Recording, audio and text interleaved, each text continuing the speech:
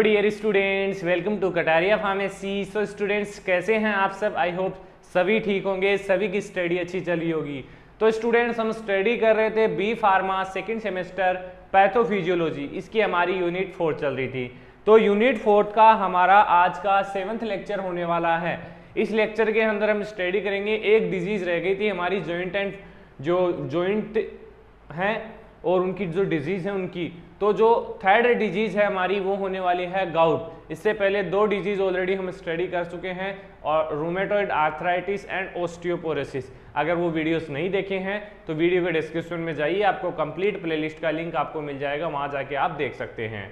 तो आज के लेक्चर में हम स्टडी करने वाले हैं गाउट डिजीज के बारे में। तो जैसे कि हमने डिटेल में स्टडी किया है ओस्टियोपोरोसिस, रूमेटॉइड आर्थराइटिस, वैसे ही आज इस लेक्चर को हम देखने वाले हैं। तो अगर आप चैनल पे न्यू है तो चैनल को सब्सक्राइब जरूर करें और बेल आइकन को प्रेस कर दें, जिससे हमारी आने वाली न्यू वीडियो का नोटिफिकेशन आपको सबसे पहले मिल जाए।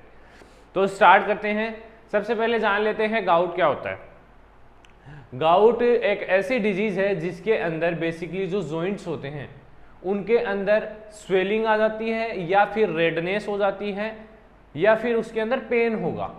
ये 3 कंडीशन है गाउट डिजीज की। तो ये कोई से भी जॉइंट्स में हो जाती है। ज्यादातर जो हमारा पैर का जो टो होता है, मतलब जो सबसे बड़ी अंगुली होती है, घुटना होता है, उसको हम बोलते हैं, मतलब उसके अंदर सबसे ज्यादा पेन देखने को मिलता है। उसके अंदर जो बोन्स है उसमें स्वेलिंग आती है। सबसे पहले देख लेते हैं हम डेफिनेशन। तो gout is a type of inflammatory arthritis. Basically ये भी एक आर्थराइटिस का ही टाइप है, इसको इंफ्लामेटरी आर्थराइटिस हम बोल सकते हैं।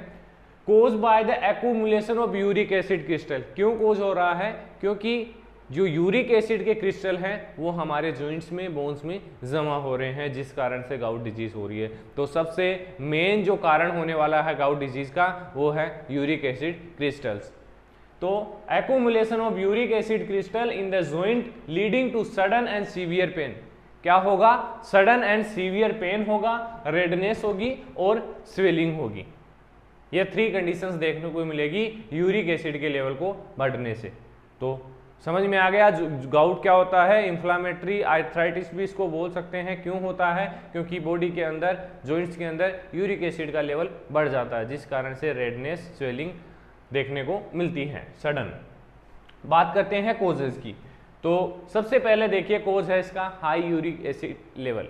मतलब जो यूरिक एसिड है उसका लेवल अगर बॉडी के अंदर बढ़ रहा है, मतलब कि बॉडी हमारी यूरिक एसिड, अब इसका कारण अलग अलग हो सकते हैं कि यूरिक एसिड प्रोड्यूस हो रहा है काफी मात्रा में, लेकिन उसका एक्सक्रीशन नहीं हो रहा, तो वो धीरे धीरे हमारे जॉइंट्स के अंदर डिपोजिट हो रहा है। तो हाई यूरिक एसिड लेवल ये भी एक कोज हो सकता है। Often due to the body producing much uric acid और नॉट एक्सक्रीटिंग इनफ, इस कारण से बढ़ेगा लेवल। सेकेंड है डाइट। डाइट में आप क्या ले रहे हैं? अगर प्रॉपर डाइट नहीं है तो आपको ये डिजीज होगी।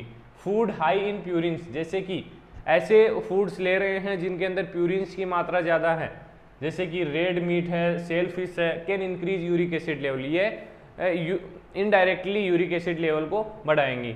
इसके अलावा अल्कोहल कंजप्शन करते हैं, स्पेशली बियर एंड लिक्विड्स, अगर इनका कंजप्शन करते हैं तो आपको गाउट हो सकता है। इसके अलावा ओबेसिटी भी कहीं ना कहीं कोज हो सकता है गाउट का। Can contribute to higher uric acid level. Obesity के कारण भी हाइयर जो यूरिक एसिड है उसका लेवल बढ़ सकता है।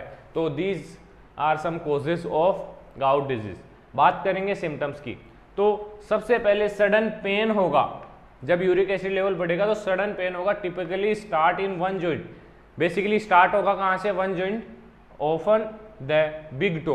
जो हमारा बिग टो होता है, पैर की जो सबसे बड़ी वाली अंगुली होती है, उसके जॉइंट में ये प्रॉब्लम देखने को मिलेगी, sudden pain. Redness and swelling होगी। Affected joint become hot, swollen and tender. जो भी अफेक्टेड जॉइंट होगा वो हॉट हो जाएगा, मतलब रेडनेस उसके अंदर आएगी और फूल जाएगा, सूजन उसके अंदर आ जाएगी और टाइट हो जाएगा वो। लास्ट है लिमिटेड जॉइंट मूवमेंट। जो जॉइंट है उसका मूवमेंट लिमिटेड हो जाएगा, वो मूव नहीं कर पाएगा due to the pain and swelling. ये कुछ सिम्टम्स हैं किसके? गाउट डिजीज के। अब बात करेंगे डायग्नोसिस की, कैसे इसको डायग्नोस कर सकते हैं। तो सबसे पहले है clinical evaluation. Clinical evaluation basically based on the symptoms and physical examination के थ्रू उनका जो भी पेशेंट है उसका क्लिनिकल इवेल्यूएशन करेंगे। जॉइंट एंड फ्लूइड एनालिसिस, इसके बाद जो जॉइंट है वहाँ का फ्लूइड का एनालिसिस करेंगे। माइक्रोस्कोपिक एग्जामिनेशन करेंगे of fluid from the affected joint to detect uric acid level and crystal, क्योंकि यूरिक एसिड के कारण ही ये डिजीज होती है। तो अगर यूरिक एसिड मिल गया तो यूरिक एसिड का ट्रीटमेंट किया जा सकता है, यूरिक एसिड के लेवल को कम किया जा सकता है। इसके बाद ब्लड टेस्ट कर सकते हैं to measure uric acid level, although high level alone don't confirm gout.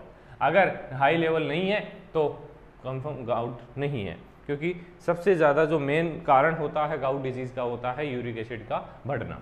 तो बात करते हैं ट्रीटमेंट की। सबसे पहले पेनकिलर्स का यूज़ करेंगे, जो NSAID जो ड्रग्स होती हैं हमारी non steroidal anti inflammatory drugs, उनका यूज़ करेंगे फॉर पेन रिलीफ एंड इन्फ्लामेशंस, जैसे कि आइबुप्रोफेन है, नेप्रोक्सेन है, इनका यूज़ कर सकते हैं।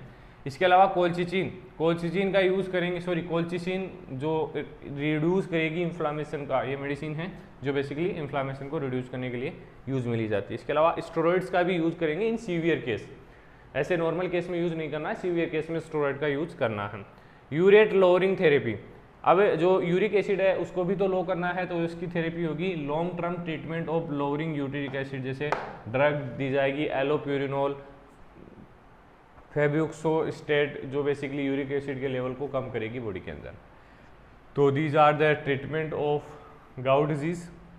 इसके अलावा लाइफस्टाइल चेंज करके भी इसको ठीक किया जा सकता है, जैसे कि डाइट में चेंज करके limit purine rich food and alcohols को स्टॉप कर सकते हैं। Hydration, drink plenty of fluids, मतलब जितनी रिक्वायरमेंट होती है हमारी बॉडी को 3 से 4 लीटर वाटर आपको डेली इंटेक करना है डेली बेसिस पे, तो भी कहीं ना कहीं आपको इस डिजीज़ से बचा जा सकता है। वेट को मैनेज करना है, मेंटेन, एक हेल्दी वेट आपको रखना है, जो भी आपकी एज है उसके अकॉर्डिंग आपके वेट को कैलकुलेट कीजिए और उस वेट को आप मेंटेन रखिए।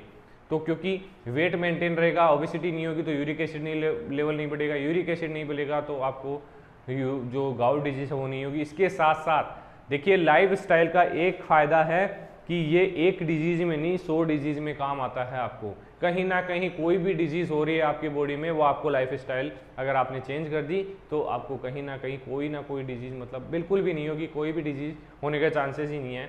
तो अपनी लाइफ स्टाइल को चेंज कीजिए, आपके डाइट को चेंज कीजिए और रेगुलर एक्सरसाइज कीजिए। तो आज के लेक्चर में इतना ही देखेंगे, नेक्स्ट वीडियो में स्टडी करेंगे नेक्स्ट लेक्चर के बारे में, नेक्स्ट टॉपिक के बारे में। तो बने रहिए हमारे साथ, मिलते हैं नेक्स्ट वीडियो में।